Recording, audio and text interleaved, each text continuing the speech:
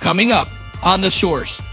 We deal with the gun violence every single day on our streets, and that's not always talked about. And I know we talk about it a lot on the show, but it doesn't get the same light of other incidents, right? And she said this condition is better than the conditions I left. That's crazy. And then you have a black mayor who's a former cop stand up there and pretty much say, well, all lives matter. We tend to look at black people as being, they're out of control. We need to put them back in control. And if you haven't been to a school board meeting, because I've been to about maybe 15, 16, 17 different school boards all across this state, you should go to them.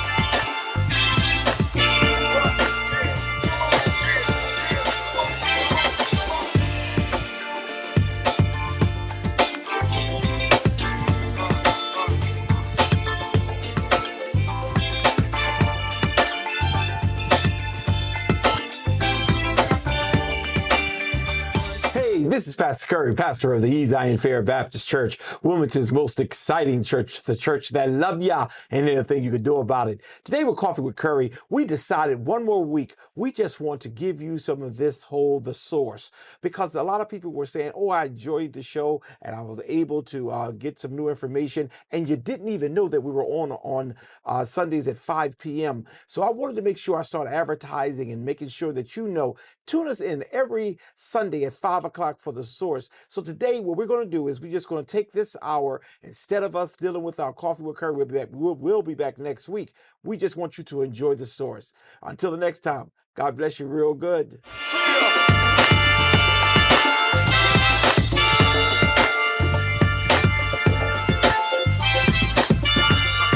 Good evening. This is Dr. Curry. This is Kobe Owens. And welcome to The Source. I'm so sorry today we don't have our sister Shanae with us. She's out saving the world, as she often is. But today we really have just a few things we want to really talk to you all about, because this whole national epidemic with guns and gun violence is just really off the chain. It appears that every day there's a new mass shooting that's going on, and it appears that we are in what I would call the richest country in the world, and we can't solve it. Kobe, I don't understand why. I mean, if we run down, before you even start talking, if we run down from what happened in Rehoboth, one died, and you got one in the hospital. You got Texas, where 5 people were shot and killed, all because they wanted him to chill, stop shooting his gun. You got the former U.S. coastman who in Atlanta who just opened up fire. I mean, what is going on? Yeah, has been an extremely sad and violent week, not just in Delaware, but all across the country. Starting in Delaware, though, down in Rehoboth, last Sunday, 2 people were shot in the head. One man, 28-year-old man, died, and a 23-year-old woman is currently on life support as we speak. This is suspected of being a murder-suicide. 2 handguns were found. And again, there's very, very little detail around this, right? And if you think about it, when you look at gun violence in a whole, you have to look at it, what causes gun violence. And you have, I say, 4 quarters. You have suicide, which is what we dealt with down in Rehoboth. Then you look at the mental health aspect of it.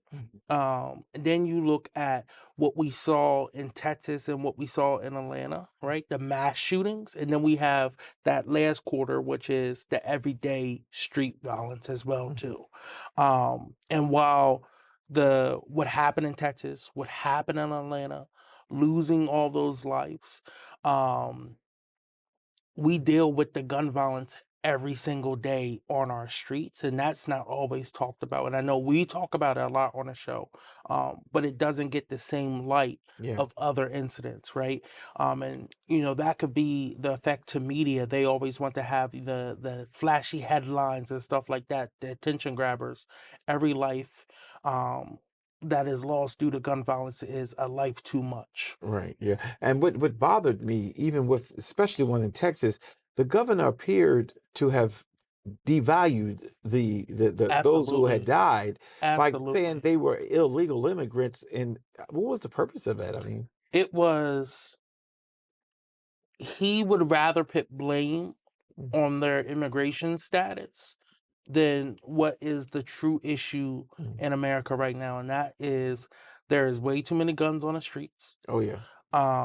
and there's way too many guns in the hands of people who shouldn't have them. And instead of holding those people accountable, Hmm. because we all know there's, you know, Texas has the most guns per capita, Yeah. they would rather go at someone's immigration status. And let me just be clear, your immigration status should not be a death warrant in any country, Basically. especially in America. Right. When you look at our own history here and how our immigration laws are so flawed. Hmm. If you're black or brown, you have to go through a tedious process. But if you're light-skinned, Uh-huh. you don't. Hmm. You have people who sit over here now who say, oh, my ancestors did it the right way. They came to Ellis Island, got tested, and came in. Hmm. Yeah, that's not what's going on right now. A lot of these people who are coming to America right now, yes, they're coming through Mexico, but they're from Central America, they're from South America, and they're coming to America because they're fleeing Yeah. horrible conditions. Hmm. And those conditions, I'll say maybe about 75-80% of them were caused because the US government intervened with something going on in their country. Yeah. I saw even on one of the reporting that a woman had her two children. And she was saying, they were asking her, well, where will you stay while you're waiting to see whether or not you'll be able to come into America? And she said, we're going to sleep right here. And she said, this condition is better Yep. than the conditions I left. That's crazy. Mm-hmm. That's crazy. And I think people, you know, at the end of the day, you have to show compassion to your neighbors. Yes. And our neighbors may not always look like us, they may not talk like us. You may not be able to understand your neighbors, but you should have a moral compass Mhm. that tells you that when someone's in need, Mhm. in dire need, who's willing to sleep on a street rather than to go back to the situation they were in, then you should open up your heart and try to help them. Right. But again, we've seen this time and time again with Texas governor. Um, and we see just in America when dealing with violence, there's two different justice systems. Oh yeah. Um, and what I really want to talk about, it's not necessarily gun violence, Mhm. but it's the modern day hanging Mhm. and execution of Jordan Neely Mm. that we saw on our phones because it's the 21st century. We watched this man get choked to death Yeah. In New York. Yeah. in New York on a subway. Yeah. Jordan was 30 years old. He had mental health issues. He was a Michael Jackson impersonator, could dance, loved to have fun. He was going through some instability with housing. He was a little upset. He was asking for food and waving his hands, and a 24-year-old U.S. Marine Mhm. decided he was going to take it upon himself to restrain this man with the help of another bystander. I don't know if they were friends or not, but restrain this man using a chokehold, Mhm. which is illegal both for the police and for the military. Okay. That's what I thought. Using a chokehold and slowly choked him to death. I saw his hand moving at one point, and you could see the fade how it was fading, and they still kept him in that chokehold. What is do you know the purpose of a chokehold?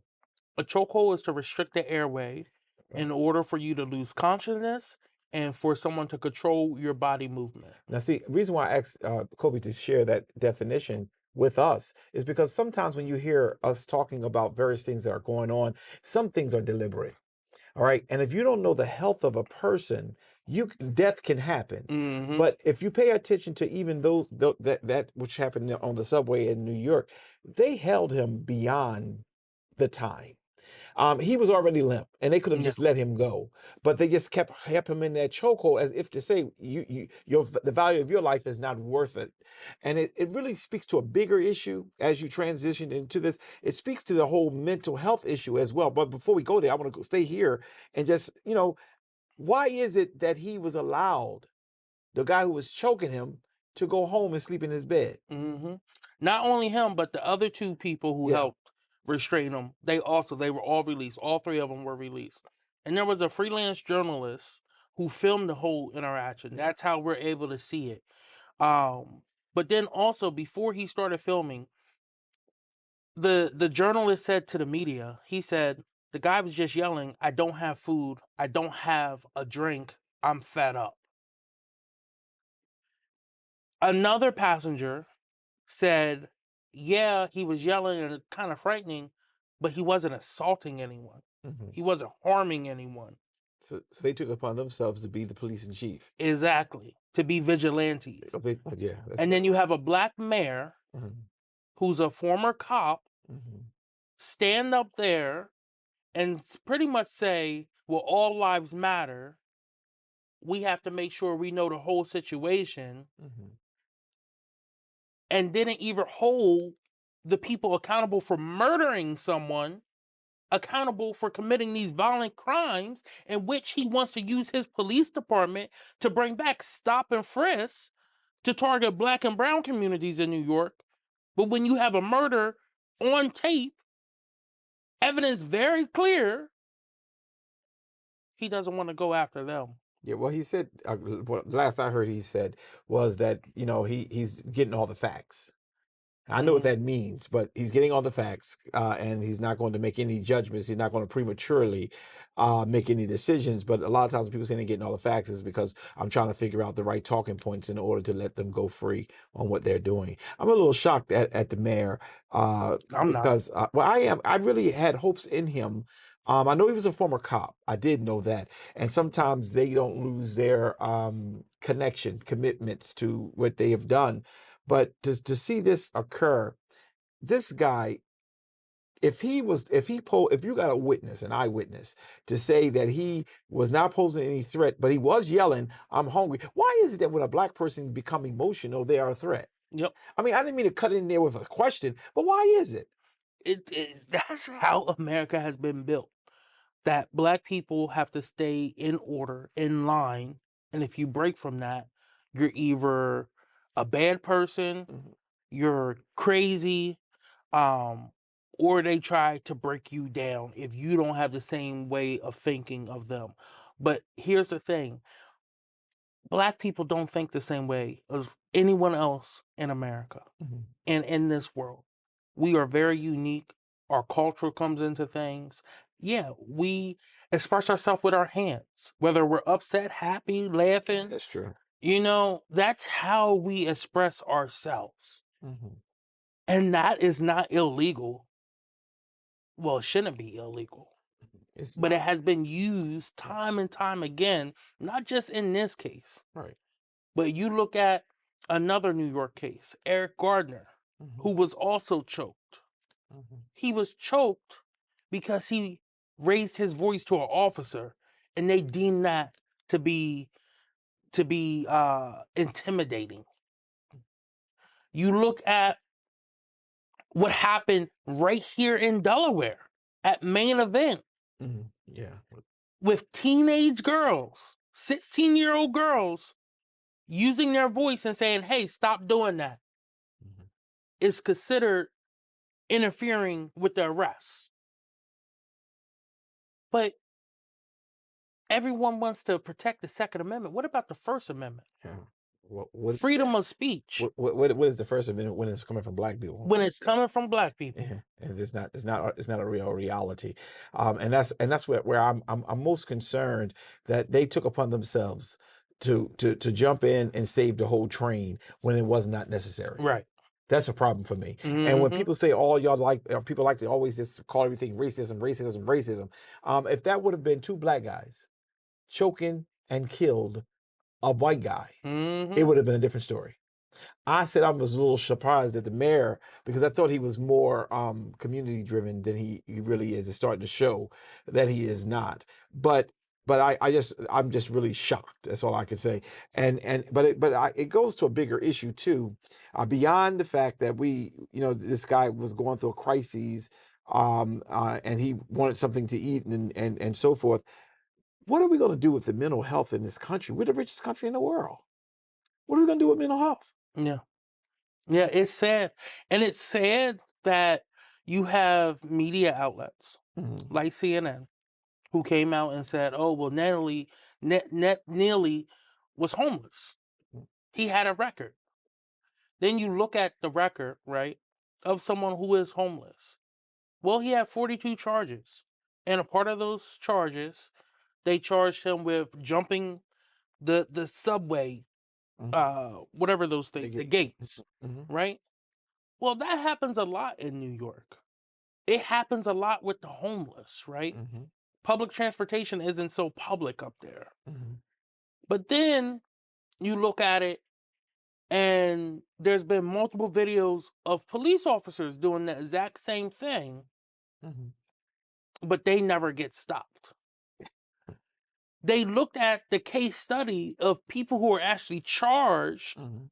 with jumping the gates, and overwhelmingly, the only people who get charged, who actually get the charges, are black or brown people. Gee. But if you look at and review the video, Mhm. it's almost equal to how many black and white people do it, how many brown and white people do it. Mhm. But yet, just like with almost every other law, it's applied different to African Americans. Then you bring in mental health.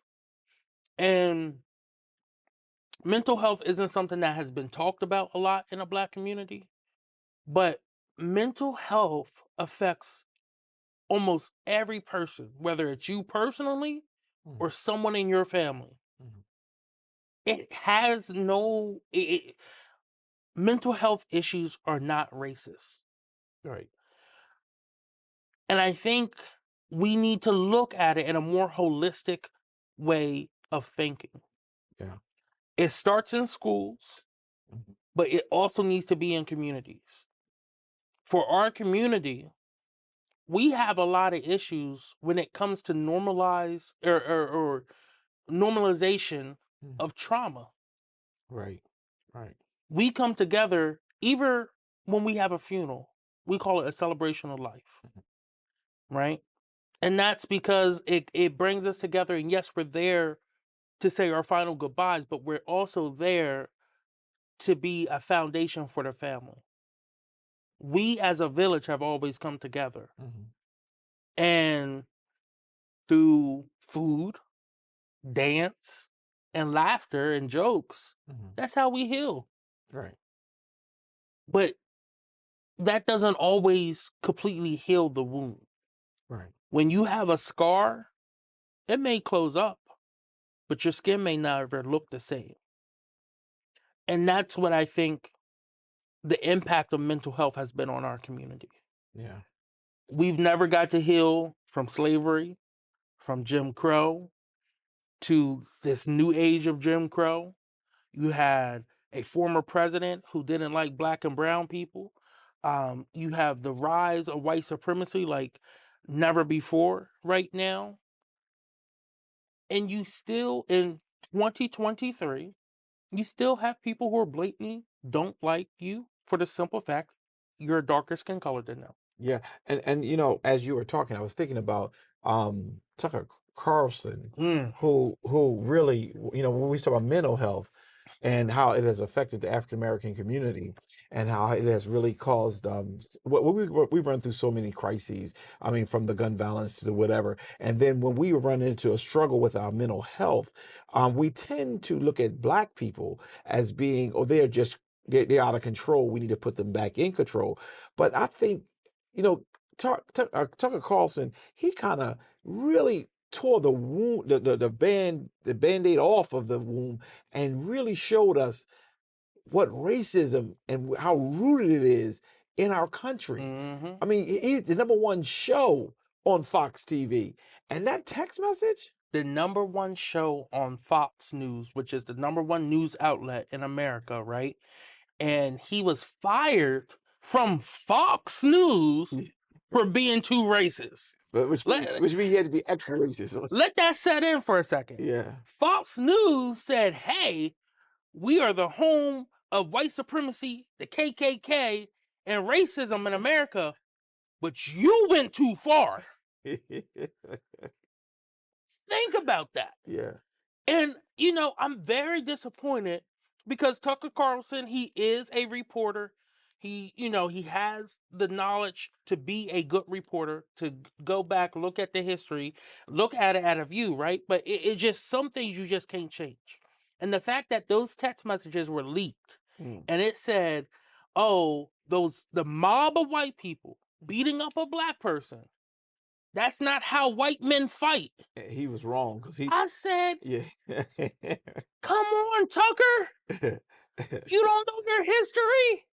Yeah. Let's go back and talk about it. Yeah. Y'all couldn't take us one-on-one. Y'all had to get your fellow Klansmen to come beat us up, Yeah. to come hang us. Yeah.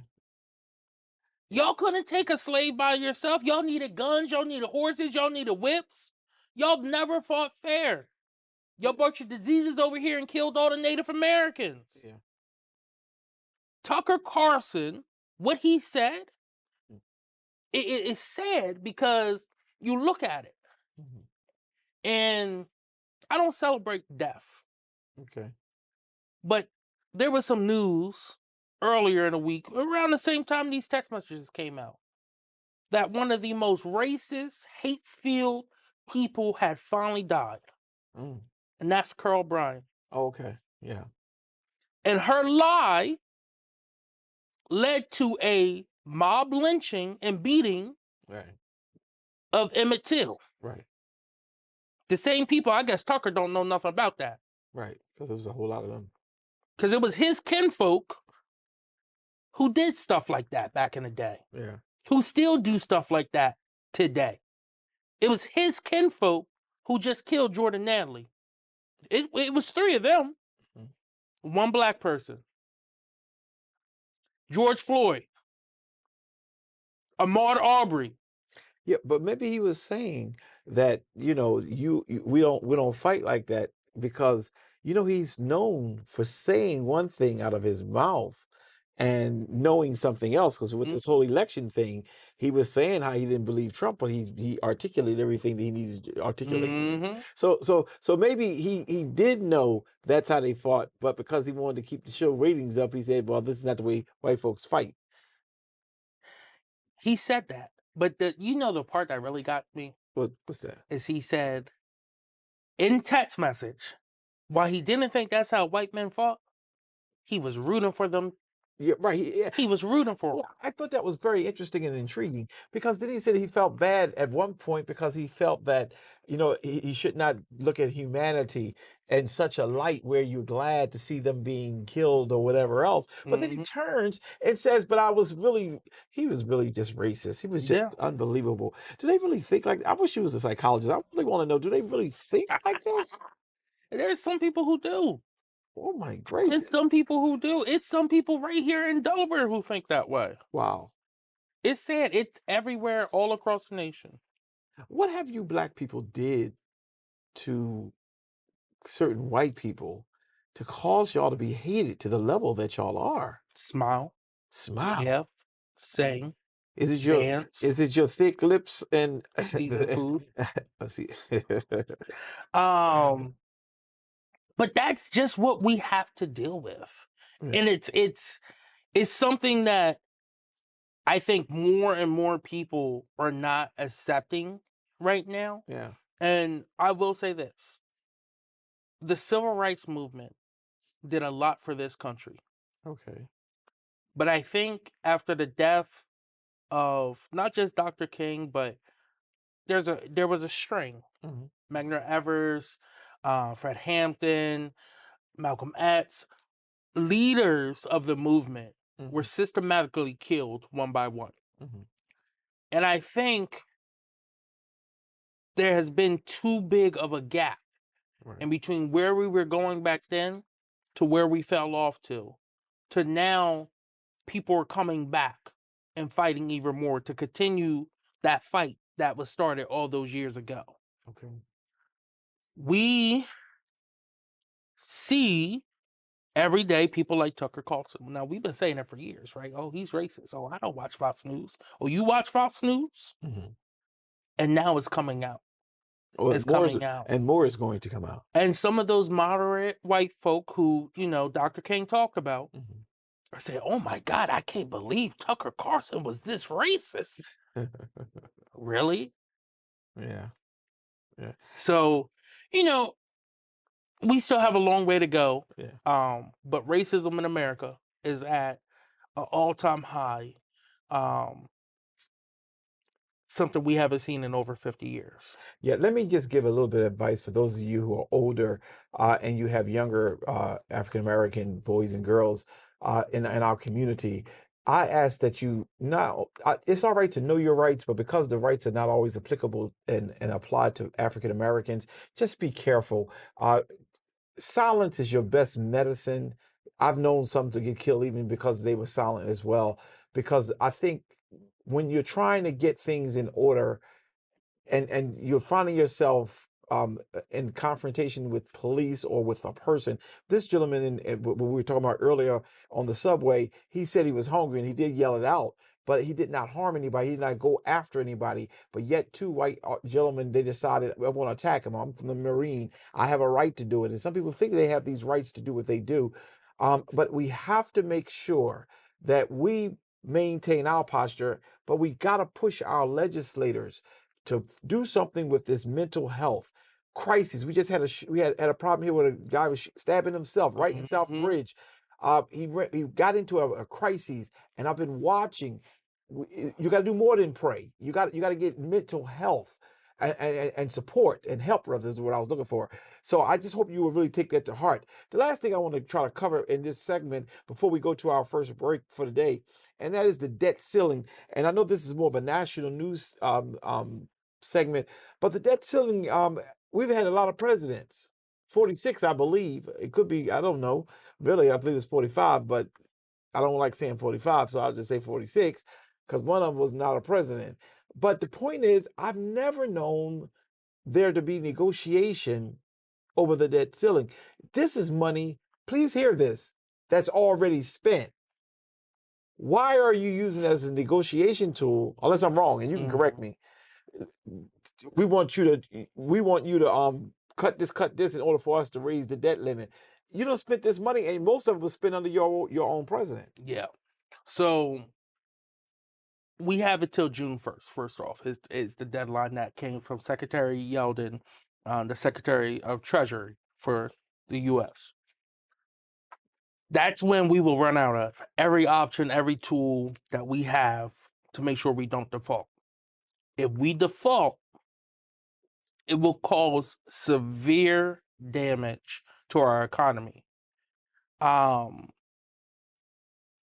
It isn't just going to be job loss. It's going to be economic growth is going to be stunted. And we will probably, if not just hit the brink, but go into the start of a recession. Wow, how real. Now, a lot of people in my generation and Generation Z, right, while we may have been young, you have to think we grew up during the Great Recession, right? Just how the Great Depression shaped almost 2-3 generations, that's how we've been shaped so far. Okay. I still remember what the city of Wilmington looked like, all boarded up. The job or the people standing outside the Department of Labor, either searching for a job, going for unemployment. The line at the time the Foreman Mills was open across the parking lot, the line was all the way over to Foreman Mills. Wow. No one was there to shop. Everyone was there to get help, to get some type of benefits. What is happening right now is a Republican-controlled House by 5 is holding the U.S. economy hostage to get what they want.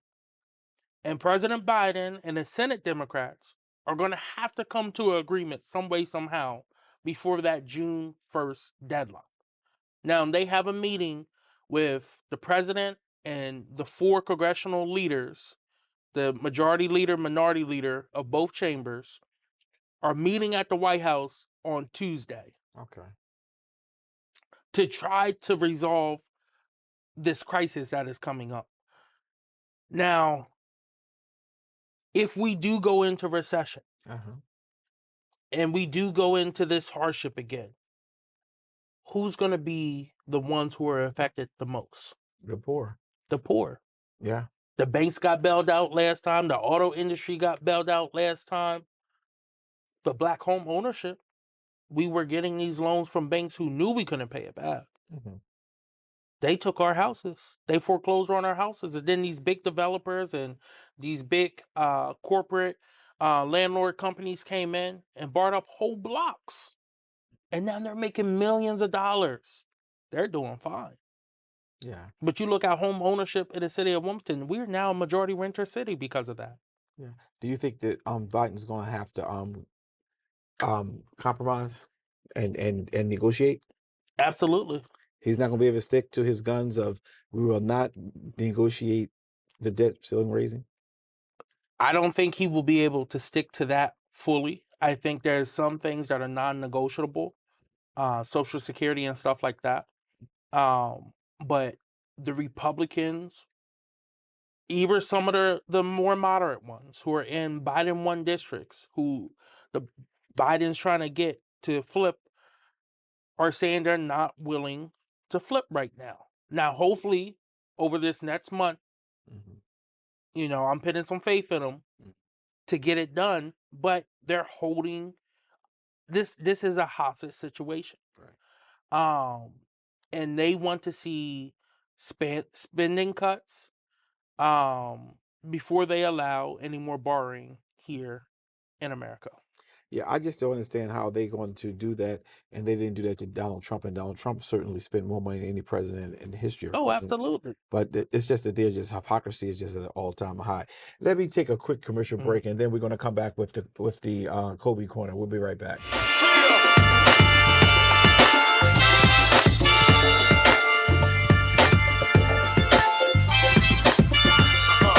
And we're back. Well, we had an interesting first quarter, as I call it, if we was playing football or basketball. Now we're going to shift a little bit. We don't have Sinead with us today. I hope she's doing well with whatever she's doing in the world.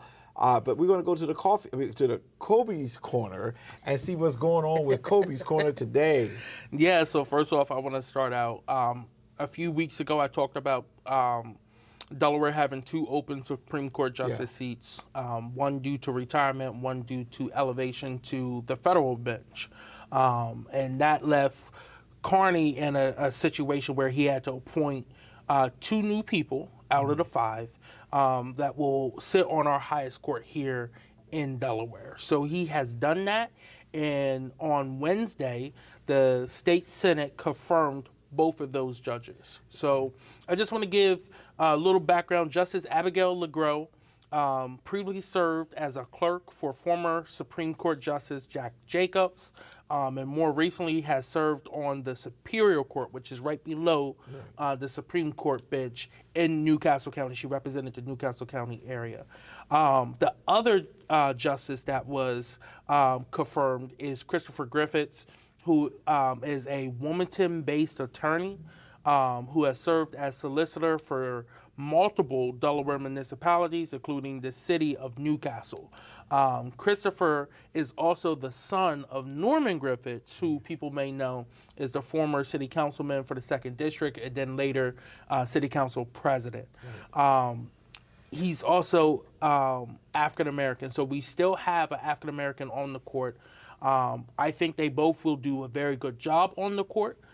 Me personally, I would have liked to see more diversity as well too when we're coming to these picks. Now, I will say one thing: both Democrats and Republicans from Kent and Sussex, even while the Democrats all voted, they voiced their concerns to having 2 Newcastle County residents elevated to these positions, leaving Kent without someone on the Supreme Court, a resident from Kent on the Supreme Court for the first time since 1978. Wow. There has been a bill introduced by Representative Sean Lynn, who's the chair of the Judiciary Committee in the House, that states that there should be equal balance in our Supreme Court, which means how they want is they want 2 people from Newcastle County, 1 person from Kent, 1 person from Sussex, and then 1 at-large that the governor can nominate when there's openings on that bench. Again, like I said, Griffiths, he will help provide racial diversity to the court, and he has either stated he will look to build relationships in Kent County to ensure that their needs are met. So we will be following this very closely. But this is also the first time 2 women hold 2 seats on the Supreme Court now that Justice LeGros is now a justice. Gotcha. So it's been a very interesting process, to say the least. Absolutely.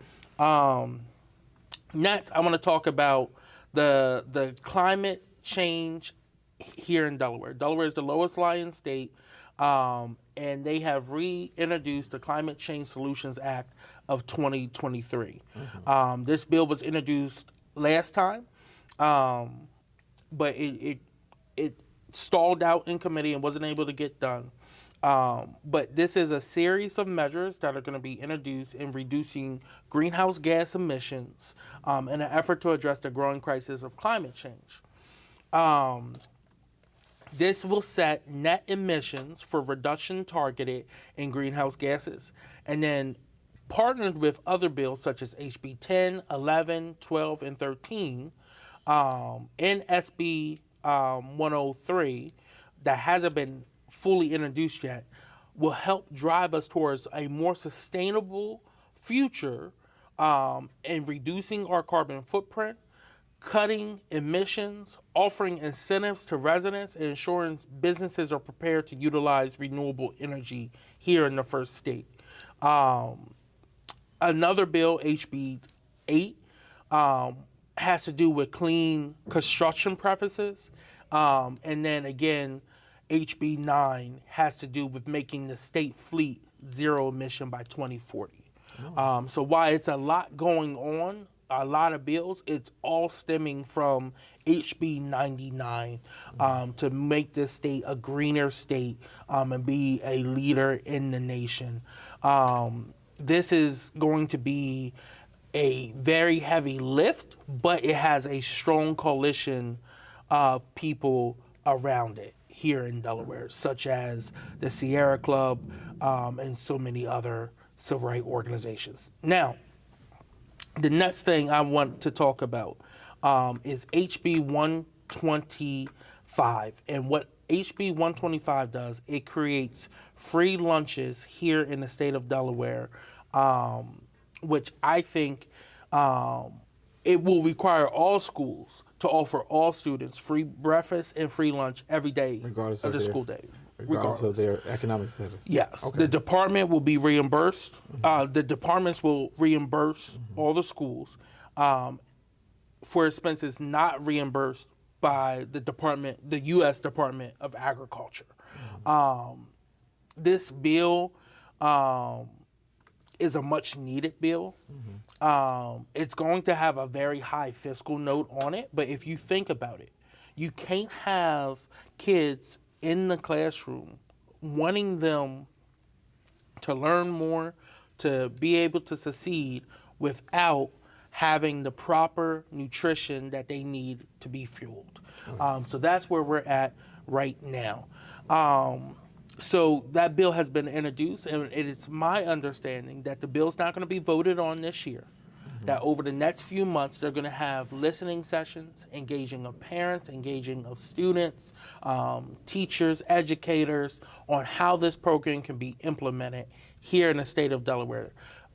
So right now, we're trying to set up different locations at community centers, at schools, all across the state. So as we get more and more detail, I will be rolling out where those locations are, what those dates are, and what those times are, so that you can come and join us if you have any comments, whether it's positive or negative. Right. We want to hear it all so that we can really go through this process and get this done.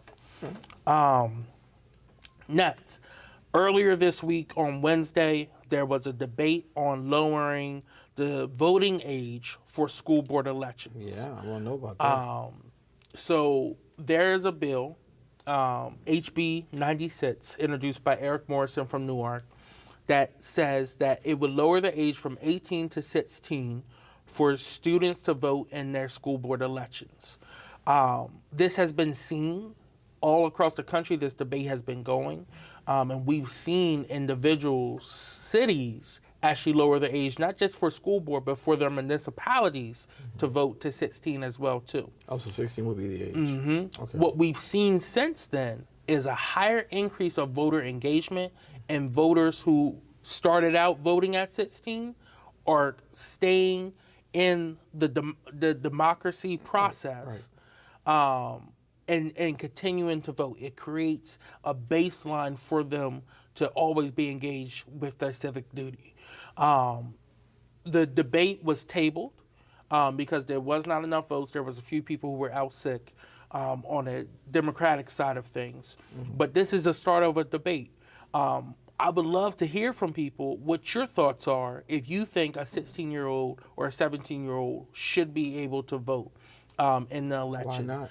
They are the key stakeholders, if you think Absolutely. about it. They're the ones who are impacted the most by some of these school policies being directed by these school board members. And if you haven't been to a school board meeting, because I've been to about maybe 15, 16, 17 different school boards all across this state, you should go to one, because you have some people who are right on the nose, who work with students, who are listening to students, and then you have some people who still think that they know best, even though they haven't been in a school situation for decades. And what they're actually doing is harmful to the students and what their needs are for this day and time. So, but what I also want to speak about is why they may not be able to vote this upcoming election. We do have a very important school board election coming up this Tuesday. And it's not at your polling places usually. It's wherever your school district is. That's where they use their schools for these elections. And it's very low turnout.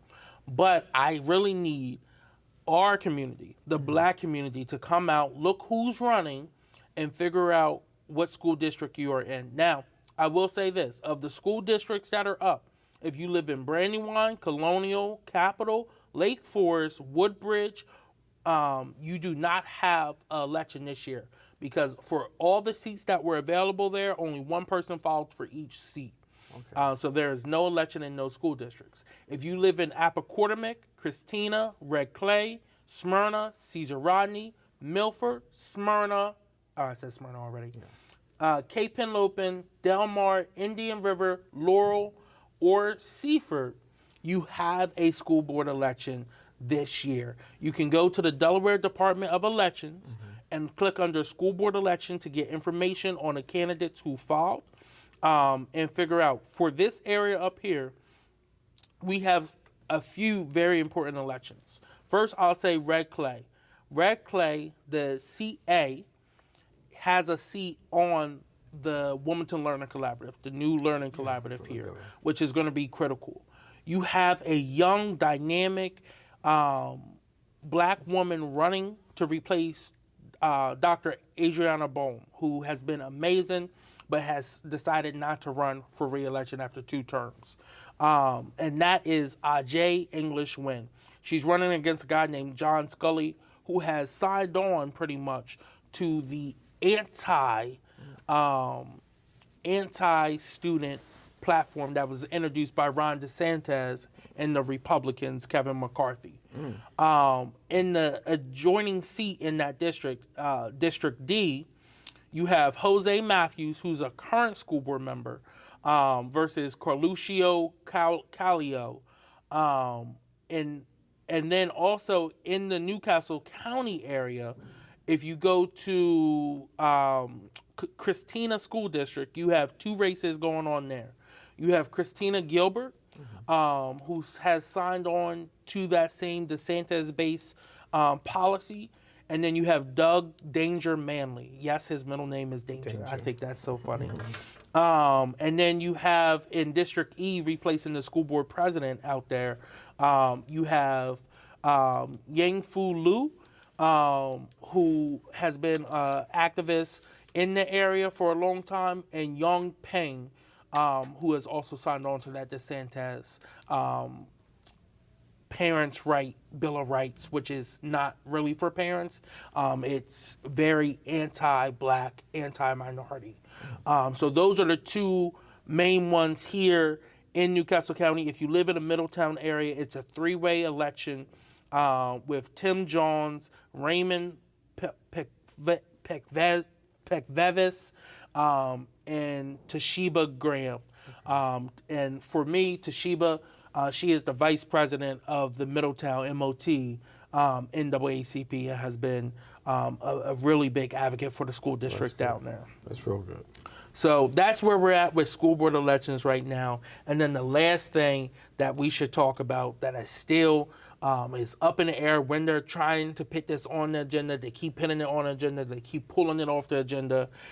Is the residency requirement for Wilmington City Council, or not for the City Council, but for workers in the city of Wilmington that's City Council has introduced. It's been introduced by James Spadola. And what it will do is remove the requirement, the 5-year requirement that you have to live in a city to work for the city. They're saying it because they have all these open positions so that they can't find anyone to work them because they put all these requirements on them now. But the issue I have with that is if you're going to be a department head, a supervisor in a city and making recommendations for what's best for the city, you should live here and know what's going on here. Right. You should have to deal with the consequences of your actions. And not all consequences are bad, but whatever you do, there will be a reaction. And you should have to deal with that. Mm-hmm. When you are in that situation, you're more thoughtful on what you're doing. When you have people who don't live in a city, they make recommendations of, why is parking tickets, why are we changing parking tickets? That's not an issue. Well, you don't deal with that in the city. Right. You can recommend to raise water rates 42% in 6 years because guess what? You're not affected by it. You live outside of the range of the city of Wilmington's water department. So it's little things like that that I think not only should it be a requirement, I think the requirement should be longer. And I think that if you're a department head, right, you're in the mayor's cabinet, you should be required to live in the city of Wilmington the full length of the time you're in the cabinet. That's how it should be. Right. But that's where we're at with things right now. And we'll see when City Council puts it back on the agenda. From my understanding, it has been pulled from the agenda yet again. Because so many people have been reaching out, stating their concern on it. So please keep it up. Right. And I hope that City Council listens to this. If you have the community continuing to reach out, that keeps making you pull this bill, don't wait until you don't get any more calls to put it back on. Mm-hmm. That's not doing the will of the people. Right. And do you think that one of the reasons why they're not going on forward is they don't have the votes, or the people just are against it? I think they have the votes. They just don't have.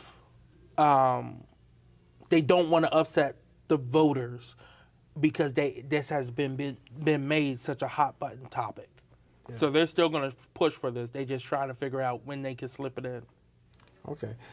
We just have a minute or two and your time still available. So what I wanted to do was also just bring up Donald Trump, our favorite topic, the one that we all are professionals on. Do you think he's going to get indicted? So he's been indicted. Wow. I don't think he's going to get arrested. I don't think he's going to see the inside of a jail cell. I don't even think they took his mugshot when he had to go to New York City. Now, he has a lot of other cases he's dealing with right now, but we're going to see this process play out. And he's probably going to have to reappear in court at least once or twice, one or two more times. So it's going to be interesting to see how this all plays out, but he's still the leading candidate for the Republican Party. And it seems as though since his indictment in New York by Alan Briggs, his numbers have jumped. He is now taking a 36% lead over Ron DeSantis, who the General Assembly down there in Florida just changed the law to say that are resigned to run law only applies for state-based elevation, not for if you're running for a federal position such as president or vice president. I think that's sad. Yeah. Now, the question I wanted to do with Joe. Well, I'm always just I'm thinking about two different things when dealing with. Well, I don't know. I'm struggling, and I don't want to just start up nothing just to start it up. But Ron DeSantis is just interesting. He's an interesting guy. He said he's Trump without the trauma, but Disney just kind of smacked him really good and showed him that you're not as smart as you think you are. Yep. Now he's really going after them even worse. Do you think he's going to survive that? So listen, if it's one company who has the power, the lawyers, and the money to take on Ron DeSantis in Florida right now, it's Disney. Yeah. And it also makes people in his own base uncomfortable. For the last, I'll say, 30 years, the talking points of the Republican Party has been, we are pro-business. Yeah. We want to hold Democrats accountable for reaching their greedy hands into private business owners' business and telling them what to do. And then you have what Ron DeSantis says, Florida, where woke goes to die, and he wants to stop all that type of policy, right? Doing the exact thing he's been preaching against. Now, do I say Democrats do that? No, I say they hold companies accountable. But this isn't holding a company accountable. This is Ron DeSantis having a personal beef because they've embarrassed him multiple times to want to try to dismantle Disney World. Now, here's the thing. Disney can go through this whole battle, cost DeSantis all this money, drag him through the mud, and then say, and on top of everything, we're leaving Florida. And they can move Disney World.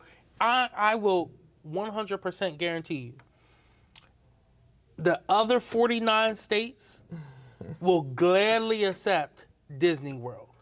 We got some room up by the Concord Mall if they want to come here. Not that much room, though. Not that much room, but still, if they want to come to little old Delaware. But it brings jobs. Oh, yeah. It brings revenue to the state, and then it also brings tourism at a level that a lot of states could use right now, especially coming out of the pandemic. So if Ron DeSantis still wants to fight this battle, I think Disney walks out on top no matter what. Wow. So last thing, and we're done for the show today, is with their contract, added these other people to the board, they don't really have any power based on the vote that they did in order to take away their power. So they're in court, and what's going to end up happening, or what are they trying to get done with what is Ron DeSantis trying to do to get Disney to buckle under? So they're taking them to court right now, and we're going to see what happens. He created this oversight board that was handpicked by Himself, yeah. Right? To kind of oversee the operations of Disney, a private business, and what they're doing, the expansion, everything like that. So the board that was prior to this created it's called a royal agreement, a royalty clause. And it says that this agreement stays put for 25 years after the death of the last living relative of Queen Elizabeth. Jesus. Well, that family's been around a long time. Yeah. So it would continue to go long past DeSantis' term limits as a governor. So DeSantis, that pissed him off. Then the fact that Disney said, well, yeah, we're going to honor that agreement that we signed.